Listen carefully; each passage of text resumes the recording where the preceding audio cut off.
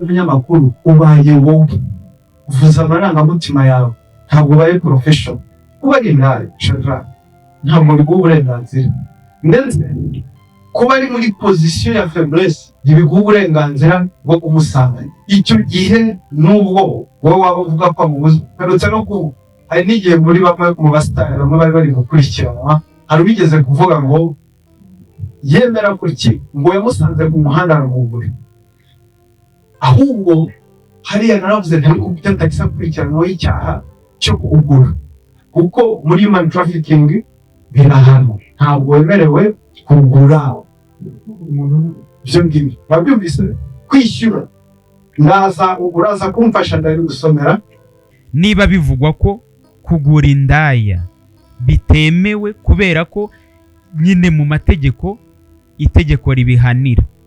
Ikibazo wenda uretse ko atanarisomye akaba yabivuze gutya, ariko ikibazo nge nkurikije uko nabyumvise cyangwa se uko yadusobanuriye mu itangazamakuru, itegeko ririmo rirareba umuntu ujya kugura indaya, uwagiye kwicuruza we rimureba hiki kari cyo kibazo. Ni ukuvuga ngo igihe cyose umuntu azaba yicaye hariya, namwe reka tujye dutekereza nk'abantu bakuru. Mwebwe impamvu wenda tuvuga ibintu bigendanye n'amategeko mukumva ntibibareba cyangwa se mukumva nyine ukabifata biri aho ngaho bisanzwe, nuko nta wawe urafungwa cyangwa se we nuko utaragera mu mategeko ngo wumve ukuntu amategeko asharira cyangwa se ababaza. Ariko nge sinanze ko itegeko rihana umuntu wakoze icyaha, ariko ikibazo ni ugufungirwa ikintu. Buriya reka mbanze mbabwire iki kintu, hari ukuntu mwebwe mutekereza ko ukavuga ngo ngurango ni umunyabyaha ngo nagenda afungwe koko nibyo itegeko nyine niko ribitegeka. Ariko ikibazo cya mbere kiba gihari, uriya ntago ari umuntu wenyine ufunzwe, bafunze umuntu umwe, bafunze n'umuryango. Impamvu nabanje kuvuga bwa mbere ngo buriya impamvu mwumva amategeko mukumva ni ibintu bisanzwe, nuko nta wawe urafungwa cyangwa nuko wowe utarafungwaho cyangwa ngo ujye mu mategeko. Iyaba waragiye mu mategeko cyangwa ukaba ufite umuntu wawe ufunze, ngo urebe ukuntu uba uhangayitse cyangwa se rimwe na rimwe ushaka uburyo ari buze kubaho, uramugemurira se, uramwoherereza amafaranga, uragira gutya, urafata amatike, birya byose ni konsomasiyo ziri kuva mu muryango kandi zigashyirwa umuntu uri muri konsomasiyo utari kwinjiza. Ibyo ngibyo rero byose impamvu mba bivuga, iyo umuntu afunzwe ntabwo ari we uba ufunzwe, burya haba hafunzwe umuryango, kubera ko we nyine aba ameze nkaho ari no move, ntabwo yinyagambura. Bivuze ngo ntabwo nanze ko amategeko yubahirizwa, ariko ikintu nakisabira umuvugizi cya mbere, ni bajye baza bajye bagira n'uburyo badusomera ayo mategeko. Ushatse kuvuga uti wenda n'ubu ngubu bararitubwiye, nawe mu byo avuze aravuze ngo ndibuze kuri basomera, bivuze ngo ntabwo cyarifashe mu mutwe ku buryo wenda ashobora kuba agendana naryo ngo amenye ngo iri tegeko rimeze gutya, rihana gutya. Niyo mpamvu twebwe tudashobora kuza ngo tuvuge ngo iri tegeko ngo rimeze gutya ngo gutya na gutya tutararisomewe cyangwa se tutararyumvise. Icyo nshatse kuvuga ni iki, nshatse kuvuga ngo ribu cyangwa se ubuyobozi bushinzwe kuturebera bwakagiye bugira uburyo runaka. Asante sana haya wapenzi wasikilizaji na watazamaji wa General Life TV Rwanda. As you know, you are still together with MC Vincent Brown. Ndabizi katari ubwa mbere mumbonye kuri kamera za General Life TV Rwanda. Ngira ngo rero muri kano kanya ntaje kwizimba mu magambo cyangwa se ngo reka tubanze twumve iyi video y'umukuru cyangwa se y'umuvugizi wa Ribu, cyangwa se reka tubanze twumve. Uyu munsi ndagira ngo tuze kuganira ku bintu bijyanye n'amategeko. Hari uburyo amategeko atugonga rimwe na rimwe, akanatugonga tutanabizi cyangwa se akatugwaho tukajya tukabona amategeko atwituyeho. Noneho tugomba kumenya ngo ese ubundi bigenda bite. Reka tubanze twumve uyu muvugizi wa Ribu icyo yabivuzeho. Ibinyamakuru ubaye wowe uvuza amarangamutima yawe ntabwo ubaye professional. Kuba ari intare shadra ntabwo biguha uburenganzira, ndetse kuba ari muri position ya faiblesse ntibiguha uburenganzira bwo kumusanga. Icyo gihe nubwo wowe waba uvuga ko amubuze, perutse no ku hari n'igihe muri bamwe mu basitari bamwe bari bari gukurikiranwa, hari ubigeze kuvuga ngo yemera kuriki ngo yamusanze ku muhanda aramugura, ahubwo hariya naravuze ntari kubitata kisakurikiranwa icyaha cyo kugura, kuko muri human trafficking birahanwa, ntabwo wemerewe kugura umuntu. Ibyo ngibyo babyumvise, kwishyura uraza kumfasha ndabigusomera neza uko itegeko ribivuga.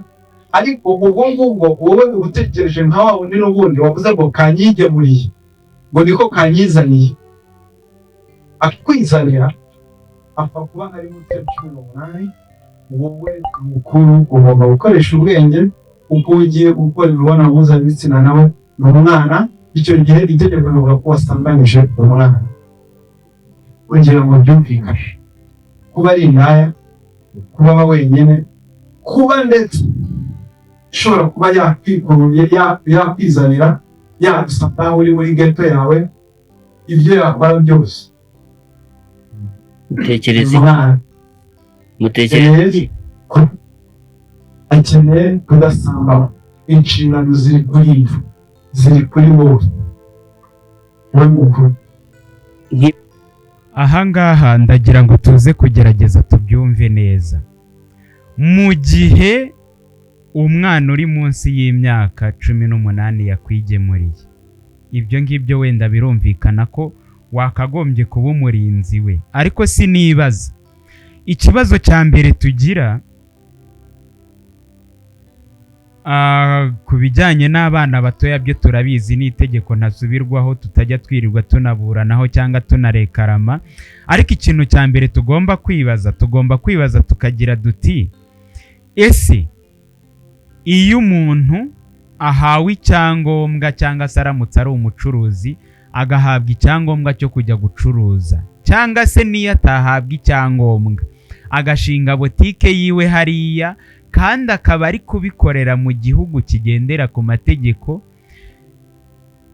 kinazi yuko ibyo bintu bitemewe, ariko uwo muntu abikorera akaba atari hehe, atari mu rwihisho, ni ku karubanda, kuko abamugura ntago baba bamuguriye ahantu hiherereye, bafite aho bamusanga, nawe nuko abaza ahantu ari buhagarare abo bantu bari bumusange. Ikibazo rero tugira ni ikihe? Ntabwo nanze ko amategeko yubahirizwa, ariko ikintu nakisabira umuvugizi cya mbere, ni bajye bagira n'uburyo badusomera ayo mategeko. Ushatse kuvuga uti wenda n'ubu ngubu bararitubwiye, nawe mu byo avuze aravuze ngo ndibuze kuri basomera, bivuze ngo ntabwo cyarifashe mu mutwe ku buryo wenda ashobora kuba agendana naryo ngo amenye ngo iri tegeko rimeze gutya, rihana gutya. Niyo mpamvu twebwe tudashobora kuza ngo tuvuge ngo iri tegeko ngo rimeze gutya, ngo gutya na gutya, tutararisomewe cyangwa se tutararyumvise. Icyo nshatse kuvuga ni iki? Nshatse kuvuga ngo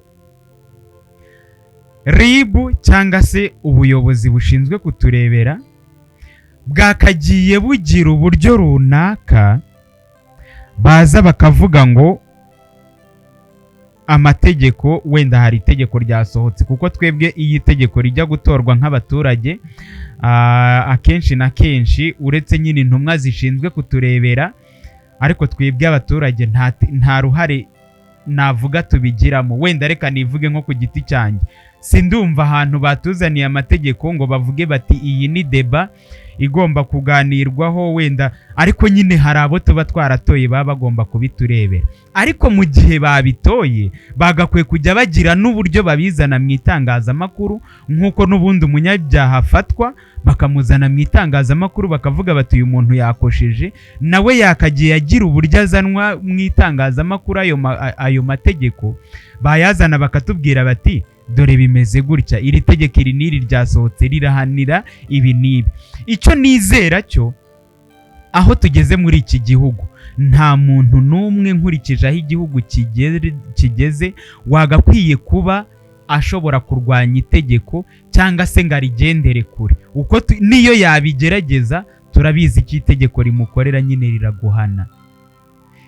Ubwo rero ariko ikintu cya mbere kiba kibabaje ni ukugenda ukajya kumva wenda n'urugero wakoze n'ikintu utaruzi ko ari icyaha. Buriya hari nk'inkuru muherutse kumva yuriya munyamategeko ngo watutse uriya mugore akamubwira ngo ni igikuri.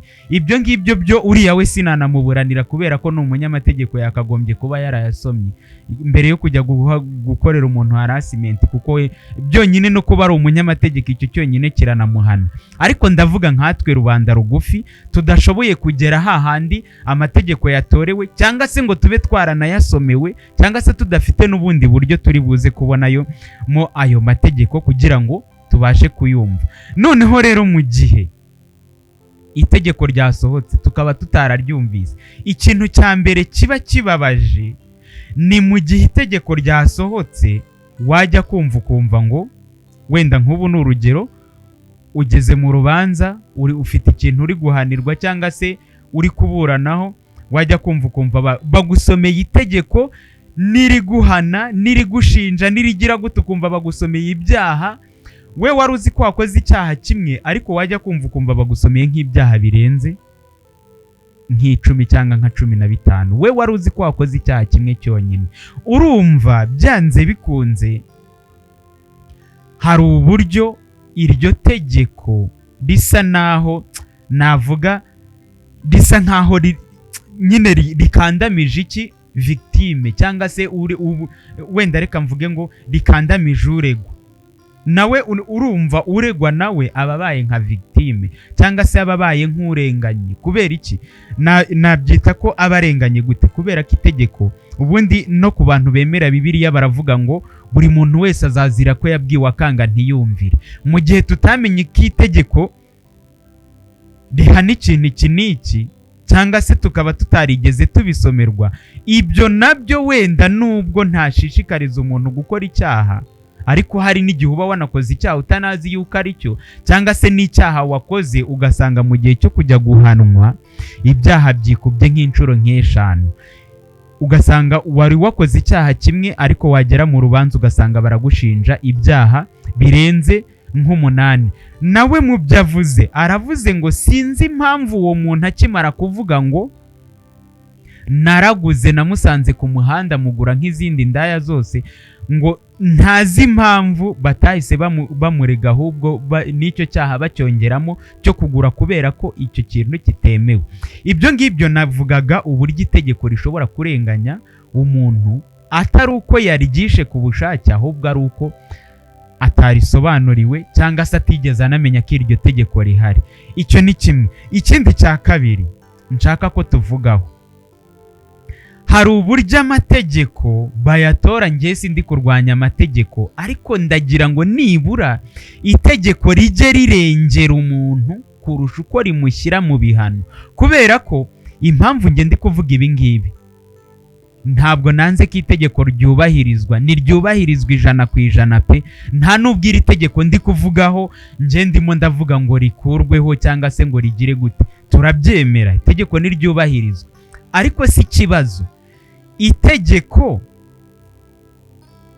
buri munyarwanda wese yemerewe gutanga igitekerezo. Iri tegeko riruzuye cyangwa hari ibiburamo? Impamvu njyewe ku ruhande rwanjye n'igitekerezo cyanjye, niba bivugwa ko kugura indaya bitemewe kubera ko nyine mu mategeko itegeko ribihanira, ikibazo wenda uretse ko atanarisomye akaba yabivuze gutya, ariko ikibazo njye nkurikije uko nabyumvise cyangwa se uko yadusobanuriye mu itangazamakuru, itegeko ririmo rirareba umuntu ujya kugura indaya, uwagiye kwicuruza we rimurebaho iki? Kari cyo kibazo. Ni ukuvuga ngo igihe cyose umuntu azaba yicaye hariya, namwe reka tujye dutekereza nk'abantu bakuru. Mwebwe impamvu wenda tuvuga ibintu bigendanye n'amategeko mukumva ntibibareba cyangwa se mukumva nyine ukabifata biri aho ngaho bisanzwe, nuko nta wawe urafungwa cyangwa se we nuko utaragera mu mategeko ngo wumve ukuntu amategeko asharira cyangwa se ababaza. Ariko nje sinanze ko itegeko rihana umuntu wakoze icyaha, ariko ikibazo ni ugufungirwa ikintu. Buriya reka mbanze mbabwire iki kintu. Hari ukuntu mwebwe mutekereza ko ukavuga ngo ngurango ni umunyabyaha ngo nagenda afungwe, koko nibyo itegeko nyine niko ribitegeka. Ariko ikibazo cya mbere kiba gihari, ntago ari umuntu wenyine ufunzwe, bafunze umuntu umwe, bafunze n'umuryango. Impamvu nabanje kuvuga bwa mbere ngo buriya impamvu mwumva amategeko mukumva ni ibintu bisanzwe, nuko nta wawe urafungwa cyangwa nuko wowe utarafungwaho cyangwa ngo ujye mu mategeko. Iyaba waragiye mu mategeko cyangwa ukaba ufite umuntu wawe ufunze, ngo urebe ukuntu uba uhangayitse cyangwa se rimwe na rimwe ushaka uburyo ari buze kubaho, uramugemurira se, uramwoherereza amafaranga, uragira gutya, urafata amatike, birya byose ni konsomasiyo ziri kuva mu muryango kandi zigashyirwa umuntu uri muri konsomasiyo utari kwinjiza. Ibyo ngibyo rero byose impamvu mba bivuga, iyo umuntu afunzwe ntabwo ari we uba ufunzwe, burya haba hafunzwe umuryango, kubera ko we nyine aba ameze nkaho ari no move, ntabwo yinyagambura. Bivuze ngo mwebwe musigaye cyangwa twe dusigaye nitwe tuba tureberera wa muntu wagize gute, wahuye na cya kibazo. Niba rero ari uko nguko itegeko rimeze, impamvu mbivuga nuko mba ngira ngo impamvu nk'ibi ngibi mba mbivuze, ikintu twese tuba dukwiye kureba tukibaza ngo ese niba umuntu yahaniwe icyaha nagenda ahanwe ntacyo bitwaye, ariko se niba noneho hari itegeko ryakugonze rimwe na rimwe rikanakugonga utarigeze umenya ko icyo kintu ari itegeko, urumva ikintu mba ndi kurwanya kugira ngo abantu bareke gushirira muri gereza kurusha uko bagakwiye kuba bakorera igihugu no kugiteza imbere, kubera ko nta nyungu n'imwe mbona kuba umuntu yaba afunze. Ahubwo inyungu ya mbere nakabonye ni uko umuntu yaba ari aho ngaho ari gukora ibikorwa runaka, kuko byanze bikunze mu banyarwanda twajyaga tugira imigani ivuga ngo ntawigira, burya umuntu agirwa n'undi. Uko byanze bikunze uko ngukeneye niko nawe unkeneye, twese rero turuzuzanya. Niba rero hari igihe ushobora gusanga uwo muntu wagiye gufungwa ari we wakabaye ari kukugirira umumaro uyu munsi, niyo mpamvu dukwiye kureba. Nje ndimo ndareba ku nyungu z'igihugu, ntago ndimo ndareba ku nyungu zanjye bwite, nta nubwo ndimo nshaka kureba ku nyungu z'amategeko cyangwa z'iki, ahubwo ndimo ndareba ayo mategeko nayo n'ay'igihugu. Ariko nanone ayo mategeko arimo aratuzanira iki? Arimo aratuzanira inyungu koko? Yego, reka tubyemere ko ari inyungu, ariko azana inyungu mu gihe umuntu yamaze kumenya ngo itegeko iri n'iri rimpanira iki, ngomba kucyitwararikaho gutya, ukirenze akagihanirwa. Kuko na Bibiliya kubemera Imana nyine nibyo navuze, iravuga ngo buri muntu wese azazira ko yabwiwe akanga ntiyumvire. Ariko sinibaza ko itegeko ryagakwiye kugwa ku muntu ngo rijye kumuhana cyangwa se ajye kurihanirwa mu gihe atigeze asobanurirwa yuko, cyangwa se atigeze yumva ko iryo tegeko rihanira icyo kintu. Hagakwiye kubaho rero icyo bita ubukangurambaga. Icyo ngicyo ni kimwe. Ikindi cya kabiri ngarukaho ni ukuvuga ngo niba harabayeho uburyo runaka bavuga ngo kugura indaya ntibyemewe, ntabwo njyewe nshishikarije abantu kujya kuzigura, ariko nanone ntabwo uwagiye kuyigura ni ubwende bwe, kuko byanze bikunze nubwo yakoze iryo kosa ryo kujya kugura indaya, cyangwa se nubwo wenda n'imbere y'Imana yacumuye cyangwa se yakoze icyaha, kandi nyine n'ubundi Bibiliya irabivuga ko nta mahoro y'umunyabyaha, ariko nanone ni nacyo kibazo tujya tugira ku madini, uretse ko atari cyo kibazo nshaka kuvuga tuzakigira. Ubundi Yesu yataye intama 99 ajya gushaka imwe yari izimiye. Bishatse kuvuga ngo rero ntago umunyabyaha yaciwe mu maso y'Uwiteka, ahubwo aho kugira ngo tumuheze twagakwiye kuba tumukururana, tumugaruzi ineza n'imbabazi kugira ngo nawe agaruke mu murongo. Ntago umuntu wakoze icyaha wese ariko acibwa mu bandi.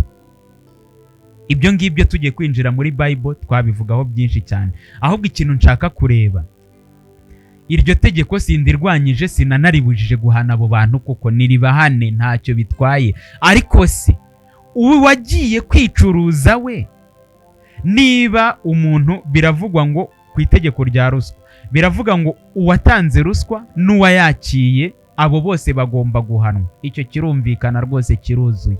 Ariko se kubera iki uwagiye kwicuruza n'uwamuguze bo badashaka guhanwa kimwe? Umuntu umwe akaba victime ngo kubera ko ngo wamufatiranyije. Erega hari n'abantu banakora uburaya atari ukuvuga ngo ni ubuzima bubi.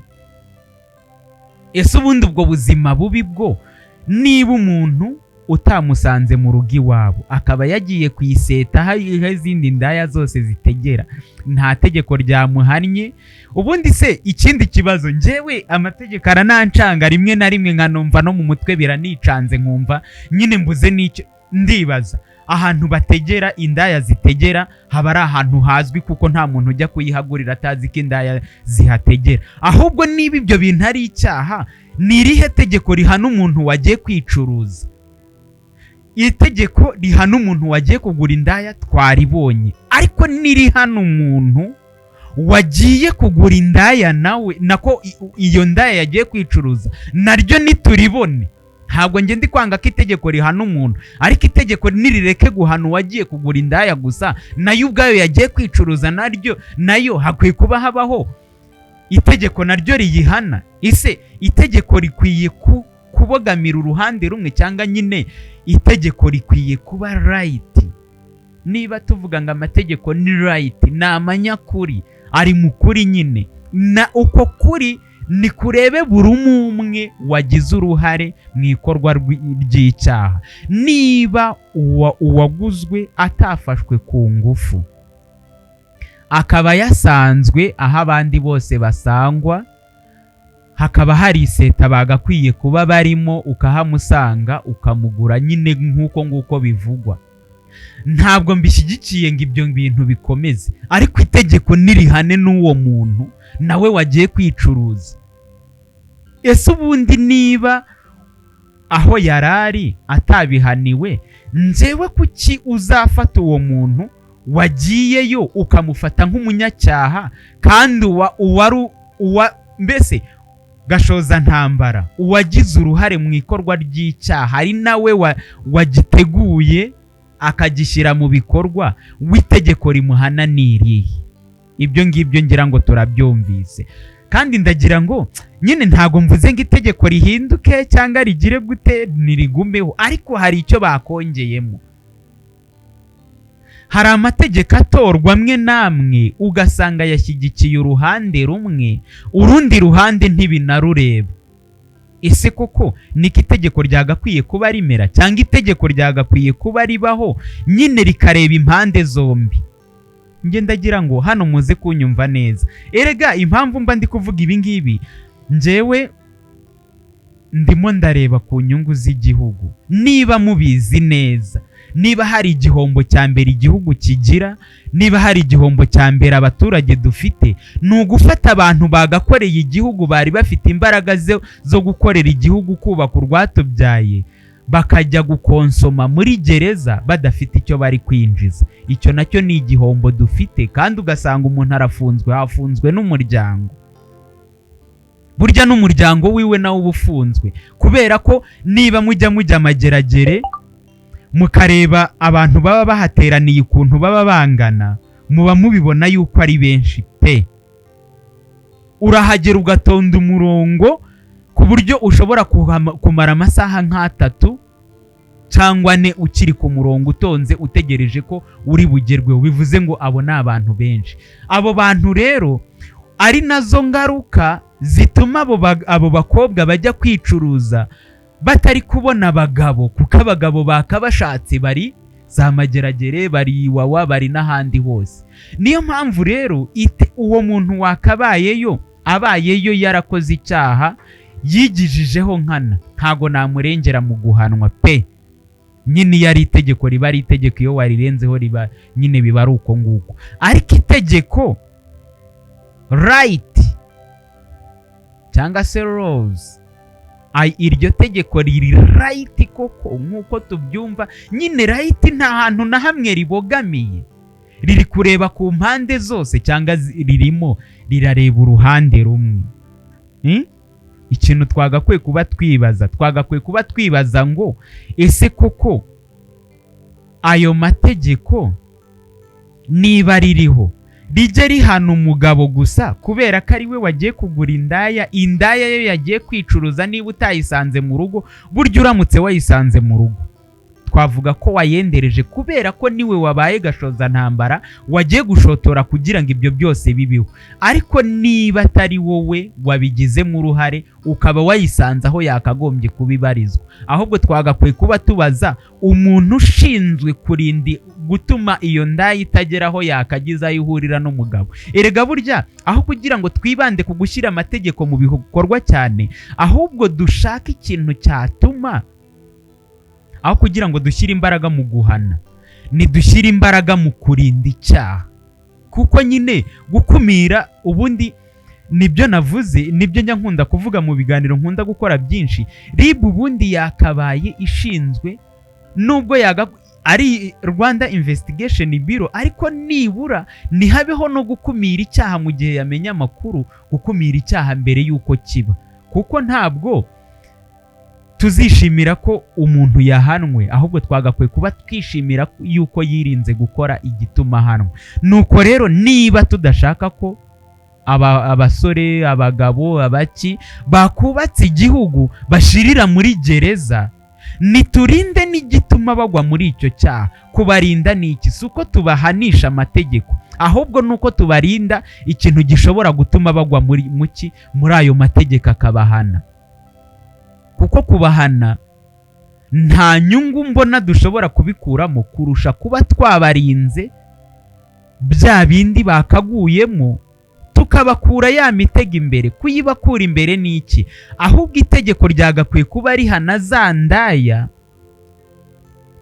kubera ko indaya nitagenda ngo ijye kwicuruza ku muhanda cyangwa se ngo ijye kuri aho nyine bajya kwicururiza, ntabwo umugabo azigera ajyayo. Natajyayo rero kubera ko azi ko atari buhahurire n'iyo ndaya, bizaba bimurinze. Ubutekereza nk'umugabo ushobora gufungirwa icyo kintu, wibaza ikintu yafungiwe si umwanzi w'igihugu, ntabwo yigeze agambanira igihugu, ntabwo si umuntu yishe, ntiyibye, ntiyagize gute, kubera ko wenda yagiye ngo kugura indaya ni urugero. Ariko simbashyigikiye nubwo mba ndi kuvuga gutyo, njyewe icyo ndi kurwanaho ni inyungu z'igihugu.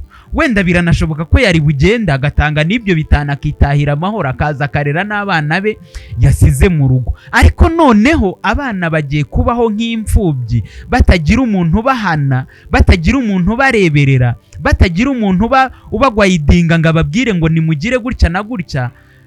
Agiye kugenda ajye hehe? Ajye muri gereza, usange yahanwe mu buryo bumwe cyangwa ubundi. Icyo ngicyo rero nicyo twagakwiye kuba turebaho cyane kurusha uko tureba ko itegeko ryagakwiye kuba rihana umuntu. Icyo ngicyo ndizera cyumvikanye. Ngira ngo tugenda tugana ku musozo, ndagira ngo namwe muzagende mubitangahamo ibitekerezo byanyu.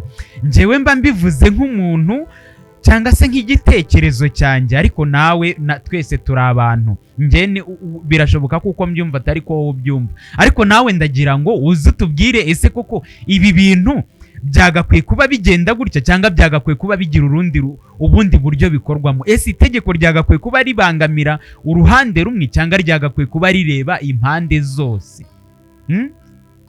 Nicyo kintu twagakwiye kuba tureba. Njyewe ndagira ngo mujye munyumva mu biganiro nkora. Ntabwo ngamije kurwanya amategeko, sinanagamije kurwanya ubuyobozi, kuko ibyo cyo sinanagitekereza. Icyo ngamije ni inyungu z'abaturage n'igihugu muri rusange. Turebe ese ibyo turi gushishikariza wenda ibyo turi kwanga bifite izihe nyungu ku gihugu, kuko nanjye igihugu kiramutse kibayeho nabi cyangwa abaturage babayeho nabi, burya nanjye mba mbayeho nabi kuko nanjye nicyo ndimo. Niyo mpamvu rero ngomba guharanira iterambere ry'igihugu kurusha uko mparanira inyungu zanjye bwite. Niyo mpamvu rero ibyo bintu byose twagakwiye kujya tubirebaho. Murakoze cyane rero. Nongera kubibutsa ngo ku muntu ukeneye kwigira umuziki, gutunganya amajwi n'amashusho, gukoresha indirimbo audio na video, kwiga ibintu bijyanye no gutunganya nyine ibyo bita graphic design, photography na audio production, video production n'ibindi byinshi bigiye bitandukanye, gana General Life Music School and Art Limited cyangwa bahamagare kuri 0782322005 cyangwa 0782727139 ubundi wiyigira umuziki uzira gusobanya. Reka rero nsoreza ahangaha, ntiwibagirwe like na subscribe zanyu ziba zikenewe, na comment zanyu biba bikenewe kugira ngo tumenye ese ibyo tubaha hari ibyo tuba twavuze nabi, ese ibyo tuvuga wenda, mbese ibitekerezo byanyu biba bikenewe. Burya no gain without pain, nta kintu wabona utarushye, ariko nanone no brain gives itself advice. Umutwe umwe wifasha gusara, burya ntiwigira inama. Ubwo rero inama zanyu nazo tuba tuzikeneye kugira ngo tumenye niba ibyo tubaha hari umumaro bishobora kugira abaturage, cyangwa se niba nta nawo nabwo tubireke. Birashoboka ko nshobora kuba mvuga nkirebaho ku giti cyanjye kandi nakarebye ku nyungu z'abaturage muri rusange. Murakoze cyane rero, mukomeze kugira impagarike mu bugingo. Mwari kumwe nanjye MC Vincent Brown. Ciao.